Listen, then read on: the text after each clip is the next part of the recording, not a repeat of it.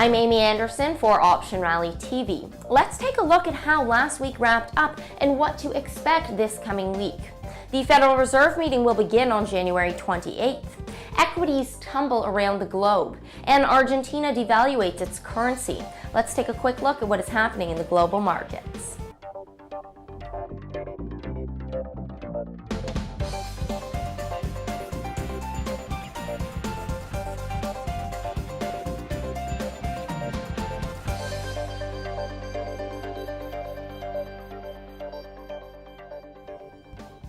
Corporate earnings upset equity investors around the globe, with stock markets tumbling to their lowest in 2014. The Nikkei 225 average lost ground Friday to the lowest closing level in more than a month, pressured by selling after New York equities plunged overnight and the yen strengthened against the dollar. The lackluster HSBC China Manufacturing Purchasing Managers Index for January, announced Thursday, made investors risk-conscious amid growing uncertainty over the course of the global economy. The Dow dropped nearly 320 points Friday, or almost 2%. The S&P 500 and Nasdaq fell more than 2%. The sharp sell-off in emerging market currencies sent European equities substantially lower, mirrored by U.S. stocks later in the day.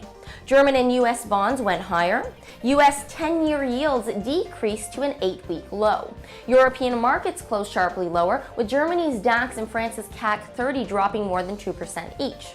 All market attention will be on the January 28th to 29th Federal Reserve meeting. The last was headed by Ben Bernanke. Traders are expecting the FOMC to announce a small increase in its tapering plan.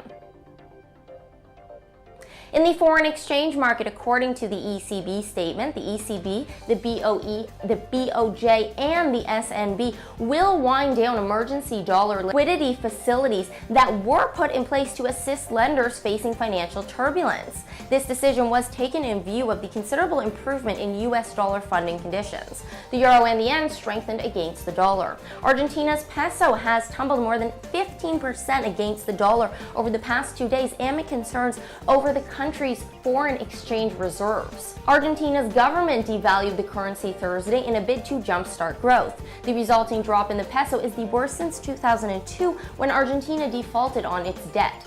Meanwhile, the Turkish lira fell to a record low for a 9th straight day against the dollar. The lira is down more than 8% this year. India's rupee also lost significant ground against the dollar. Moving to the commodities market, gold hit its highest in 2 months as the dollar fell, and a global flight from emerging market assets set global stock markets on course for their worst week so far in 2014. The U.S. currency registered its biggest one-day drop in 3 months, leaving bullion in line to post a 5th week of gains. Gold was up 0.6% at $1271.41.